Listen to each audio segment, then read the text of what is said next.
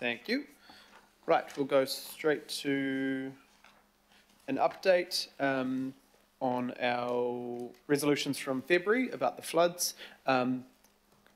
Megan Tyler will give us an update of what she can and how it weaves in with all the other work we're doing. I'll just move the recommendation that's there at the moment with a seconder. I saw Councillor Dalton first, but sorry, Deputy Mayor. Cool, but right, over to Megan. Thank you. Kia ora, thank you, Mr Chair. Look, if you don't mind, this is just a very quick verbal update for the committee on the work and the kind of long-term resilience in consideration of our response to the weather events earlier in the year. We are coming back to you very soon, but I do know that as the conversations have happened over the last couple of months, there's constant reference and questions about, we shouldn't build here and what's going to happen with zoning here and land use changes and, what happens into the future. And so I just want to briefly give you a verbal update. Very happy to take questions. Otherwise, as you'll hear, we are coming back to you very shortly. So look, in February, just to remind you, a resolution came through this committee to do a piece of work on long-term resilience and consideration of our response. So the immediate fixes, and whether that's hard infrastructure, working with people as well from a social welfare perspective, that started, of course, and is continuing, because that is absolutely the right thing to do in terms of the immediate response to the natural hazard or to the weather events. There's also been a lot of collection of data, analysis about what happened. We've stood up the Recovery Office, particularly as the Civil Defence emergency kind of moved off. The Recovery Office here at Council has been set up that links both central government partners and us and our other agencies and organisations in Auckland. It has a particular focus on short term. It is focused on recovery, on the immediate fixes, but is moving into some longer term items as well. And it enables that coordination of agencies as together we work through the impacts of the events. You've also made a decision lately, or at least progressing a program, particularly around stormwater, making space for water. While you haven't fully approved that program, you've asked for that work to continue so that you'll make decisions in the near future about that. So the immediate focus has quite rightly been on the immediate fixes, the things that need to happen, and to improve the environment out there on the ground. And while that is going on, we have still been working in behind the scenes, both insisting in that a little, but certainly behind the scenes in trying to then get a conversation starting with you about some long-term impacts of this, because there are some big public policy questions for you as a council. And some of them are, what is council's role? What is the problem we're trying to solve, and what is council's role in that? There's public benefit and private benefit, whether it's buying land, taking land, changing land use rules. So a lot of this will have significant consequence over time. It's not just about making immediate fixes. Have the weather events changed your risk tolerance for particularly flooding events, but also erosion and landslips? And if that is true, what does that look like spatially? So will there be development that will not happen in certain places? Will it happen more in others? And are we talking all new buildings or just additions? So again, some really big policy questions for you to consider into the long term. Another part of it is, does the legislation allow you to make some of these changes? And if not, what do we need in order for you to make these kinds of decisions? And another really big part of all of this, of course, is partnership with central government. You can't and won't want to do this on your own. There's roles between central and local government, funding questions, precedent questions, accountabilities, not just for the immediate, but into the medium and long term. So look, really quickly, what we've been doing since, February, March, is that we have been part of the Recovery Office work, so we are working in with them across the group and into central government. We've been working across the group to understand and analyse the data of what happened, what occurred, and how that could help us predict or understand what might happen into the future.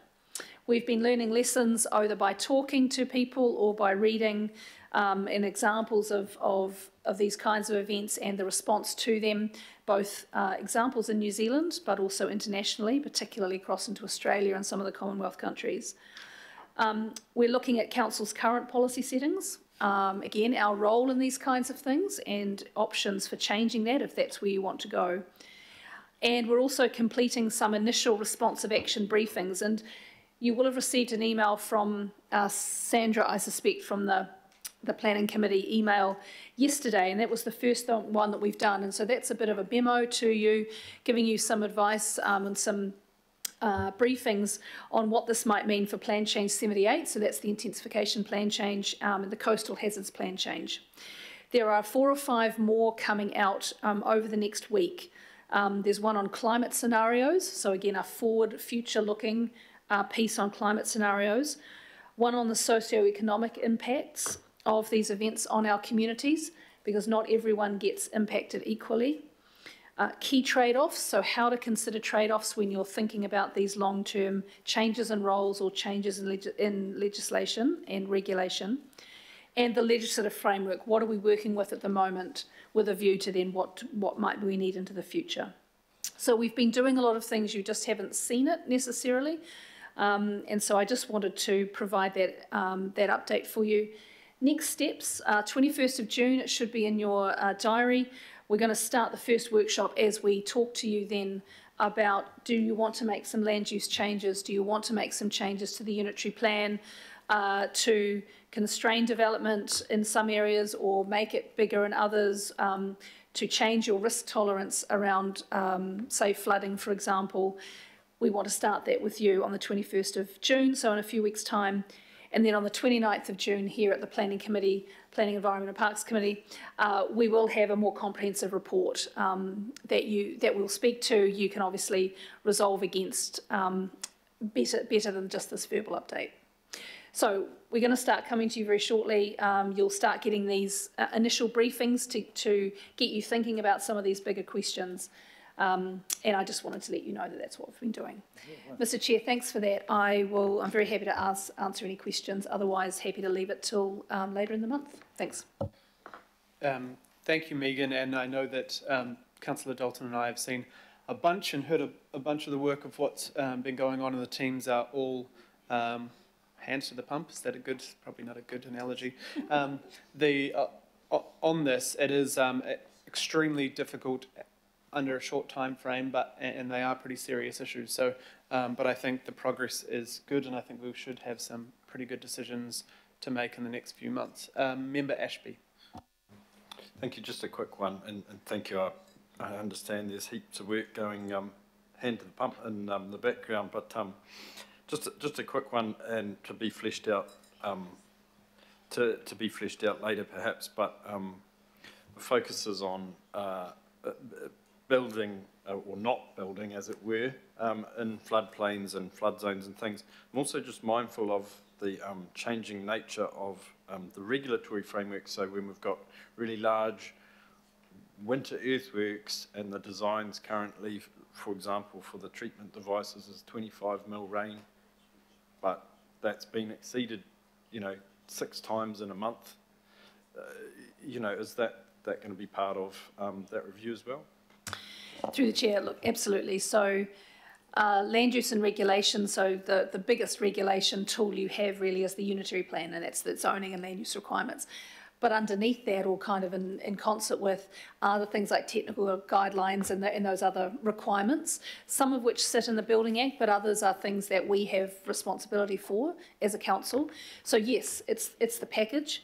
I think on the 21st we'll probably start focusing perhaps on the unitary plan, but technical guidelines and those other requirements are part of it as well. So thanks for that reminder. Thanks. Thank you. Mayor Brown. It's more of a comment than a question, but I'd like to support your statements, particularly the cautious approach. And I note under the item 4 that you have to be carefully considering the avoidance of creating precedents, because I'm asking that you keep in touch, particularly with the other largely flooded areas, the councils in the Hawke's Bay in particular, because I want to make sure that they also don't create precedents accidentally for us as the two ones that have copped the biggest bill. I'd like you to consider any comments that might be made about the Environment Court having the ability to override things where we've made good decisions, or rather what we believe to be good decisions. And lastly, that I have had some warning, although not about the content of it, but the government is due to announce their response on retreat payments shortly. And I think we need to be aware of to hopefully have a cautious approach there.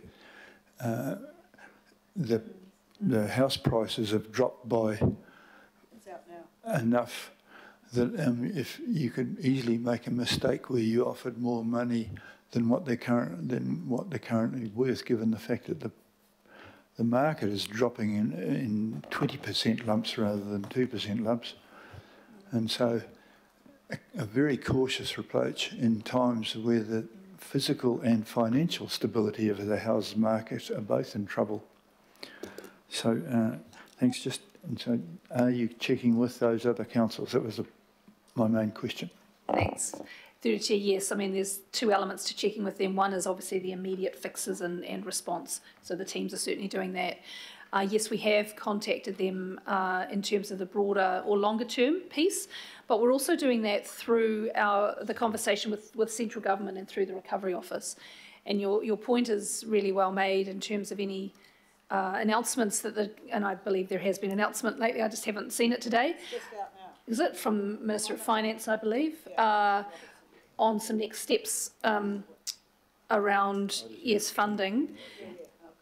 And it's really important, I think, that you are part of that conversation, because it is a partnership approach. I suspect neither you nor the government will want to be fully have full responsibility for funding and all of these other matters. So it's a big piece of a conversation and policy that you'll need to think through very soon. Better be a good negotiator, boss. Kia ora, Councillor Lee. Yes, I'm just a little bit concerned with some of the wording in the report, and I think it's absolutely important in the face of this disaster that we take a whole of council approach. I'm just a little bit concerned that the Healthy Waters strategy of managed retreat, or as they call it, making room for water, may be somehow undermined by, shall we say, intra-council rivalries. In other words, if Healthy Waters wishes to acquire properties as part of a future riparian reserve system, we should all get behind that. And part of the problem they're having to deal with is overly permissive planning rules and practice within this council, where we have time and again the major ones I'm familiar with, the houses badly damaged, tend to be infill and very, very close to watercourses. Now that's a legacy of not this council, but of the past. But we should be very careful not to, when we talk about precedent, adhere to a precedent which is not taking into account the realities of geography, topography, and climate in Auckland. Thank you. I don't know if that was more of a speaking turn rather than a question, but I can say that the Healthy Waters team and Megan's team are working closely together on this. I've made sure of that in the last few months, that they are, but there will need to be a balance of how much and how far, and a budgetary one as well. So there will be a little bit of running before we can walk, because people expect that, but we're also going to need to put these plan changes, which will take longer, over Auckland in hazard areas while other work physically happens on the ground at the same time. Thank you, Mr Chairman. Thank you, Councillor. Councillor Ferry. Thanks. I really appreciate the verbal update, and I wonder if we could just, by way of friendly amendment, put in there that it's a verbal update, because I think otherwise in months to come people might, scrounge around looking for a written update. So if that's okay with the chair. My key question is around, we are talking and getting advice on the work that is happening, but my worry is that we're not making that very visible to the public, and acknowledge that then is extra work for the people who are doing the urgent work. But I really wanted to explore that a little bit in terms of what comms support can be given to get this stuff out there to the public, because certainly that's something that I get a lot of questions about. And while I can answer those questions, because, I know that work is happening and you're sending us memos and stuff, it's the public conversation and the media information that needs to get out there. So what are we doing in that space, please? Through the chair, look, I think that's a really fair comment, because I think in perhaps this long-term work, we've not been particularly focused on communicating that, in the sense that the focus has been on the immediate, and quite rightly so. I think what we are proposing effectively with this is a report on the 29th of June to this committee, where it will be obviously in public. And I would like to then work, obviously with the chair and deputy chair in particular, but in terms of next steps, how we can best communicate that. I'm certainly keen for anyone's views, particularly yours, Councillor Ferry, on that. But I guess from my perspective, I think the focus has been on the immediate, and only now perhaps is it appropriate to start looking a little bit wider. But I think also if the government has made an announcement today, we are more. This is becoming far more of a focus of the media as well, about things like managed retreat and what does it mean into the long term. So it's naturally getting there, but I think it's a fair challenge to me in terms of how that wraps into our communications about what we're doing about it too. So supplementary, if that's okay, Chair. I guess the challenge here is our traditional way of communicating amongst ourselves, between officers and us, are ways that aren't necessarily very transparent or accessible to the public. Not in a sneaky way, but just in that we usually don't put stuff out to the public until we've voted on a report type of thing. But actually, in this scenario, there's a lot of work that needs to happen that's in that middle space between we're consulting you about it and we've made a decision. It's that informed piece. So there's that, but I would just also note that my very quick scan of a media article about what's been announced is that it appears to mainly apply to Hawke's Bay and not necessarily too much to us. It says that the 12th of June is when we will be more likely to have a clear picture for our area. But I guess the frustration for me is that I feel like there is communication we could be doing it ahead of things. We just need to frame it as, we're not sure yet, this is what we're looking at, and we kind of need to trust the public, I think, to understand those messages. So is there any sort of consideration of how we can put information out there with those caveats rather than not put information out until we're sure? Through the chair, I happened to have a catch up with Matt Tucker, Recovery Office Manager, this morning. And we were starting to talk, in similar vein to you, about how do we get some communication out there that doesn't necessarily put things in concrete, but as you say, enables the community in Aucklanders to kind of know where we're heading. So, yep, I'm talking about, I think that's a fair point, and I'll go back and talk with Matt after this as well. Thanks. Kia ora, Councillor, really good points, thank you. Councillor Darby, sorry, I dropped you off the list and you were higher up, but now there you go. Sorry about that. I'll remember that one. Thank you. It's good. Megan, just as we undertake this work, it's the investigation of the flooding, and we're not just talking about flooding in the sense of a body of water built up. We're talking about subsidence caused by flooding where the water built up, but it wasn't visible to the eye, as a flooded area is. So we're taking into account all of that as well in the in the investigations and in the implications for planning responses, regulatory responses. I just want probably some assurance that this is going to be a real warts and all look, because I think it's going to probably reveal some unsavoury truths about our own planning regime, regulatory regime.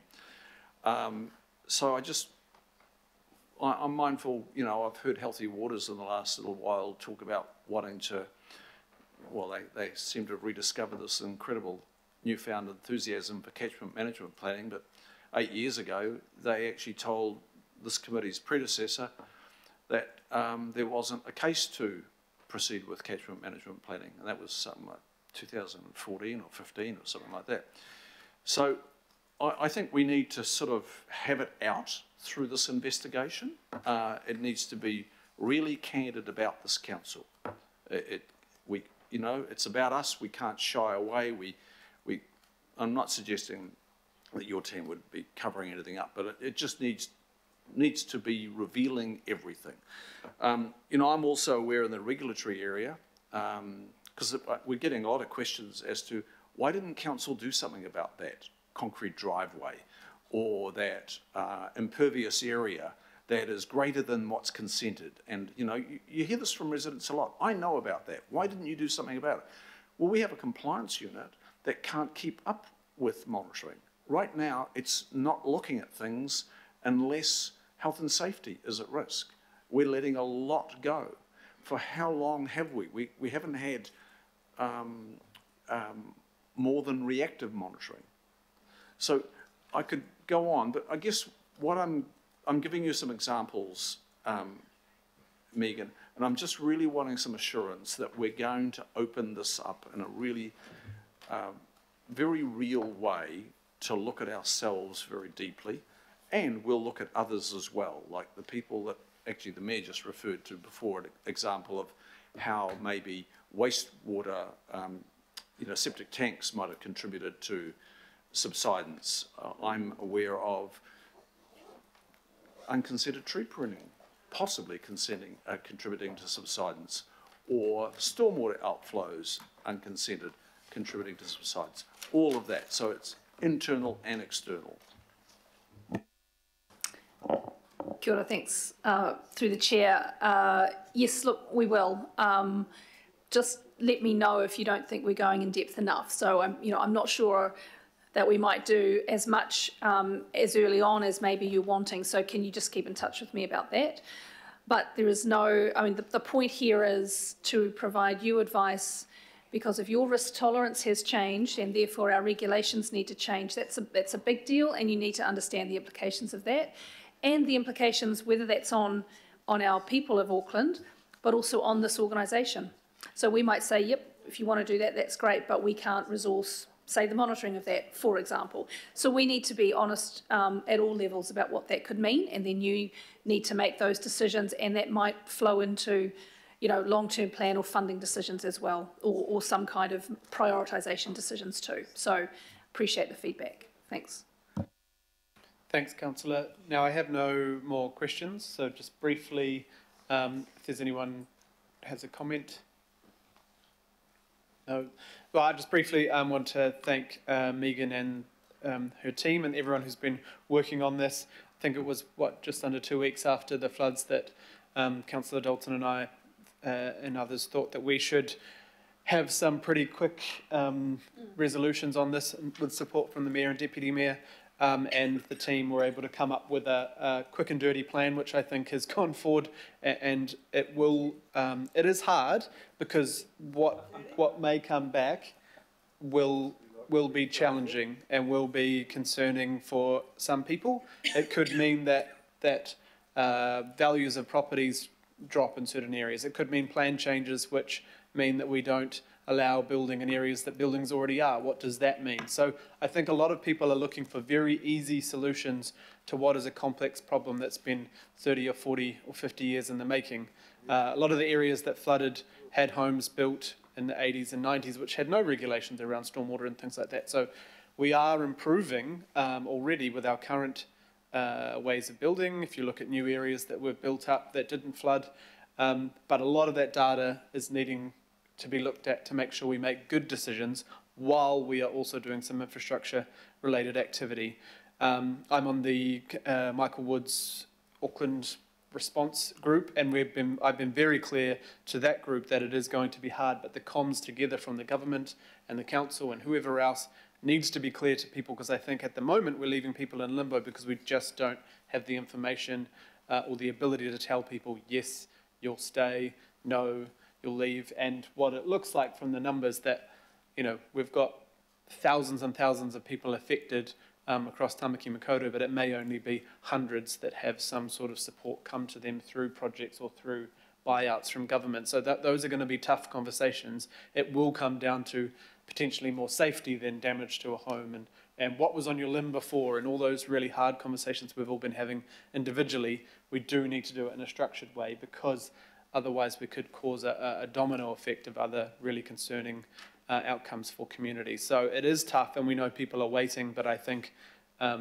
this is a lot faster than maybe we would normally do, and we will look to have plan change around coasts, flooding and hazards. And we obviously got the delay to those points through Plan Change 78, but it's important again to acknowledge Plan Change 78 cannot downzone from the current place, so we will need to have other plan changes that come at the same time or close to those changes to mirror or change what and where things can be built in our community. So thank you, and thank you for bearing with us. I know that everyone wants the information now, but it is coming and there's a lot of work being done. But please feel free to send through questions and concerns to Megan and others, and that'll get disseminated out. So thank you. All those in favour? Anyone opposed? No, thank you. We've got the summary of planning and environment and parks community information. Thank you. We've got mover, Councillor Walker, seconded the Deputy Mayor, Desley Simpson. A question, Councillor Darby? I have raised a number of items that were absent from the forward work programme. That's what we're discussing, aren't we? The forward work programme, 11? Yep. Can I get an update, just as to where and when we're going to hear from? I think I raised about nine items that aren't on the forward work programme, and I'd really like to know. And the other thing, Chair, is at the beginning of this agenda, it's dropped off the agenda as to what the remit of the committee is. Yeah. And I think it's really helpful to have the remit of the committee in front of all the governors to remind us what our job is. Cool. We'll make sure we have the terms of reference back on the agenda. I think we've had discretionary budgets. I didn't vote for that. Right. We will get some information on the work programme through to you, all of us, Councillor Darby, and we'll ensure we have the list that you provided last meeting, and how we can fit it all in is the key thing. The staff are under pressure, and we did plan quite a lot of good planning in January, and then we had the floods, and it's been a tight or three. And everything else that's gone on. But take your point. All those in favour? Any opposed? Thank you. Right, we're going to have we might just have a 5-6 minute break, come back at 12:30, and we've got the confidential item.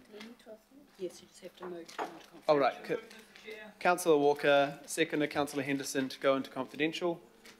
All those in favour? Aye. Any opposed? Oh, thank you. Thank you to everyone who's online and watching. We'll now need to move to the confidential link on the Teams.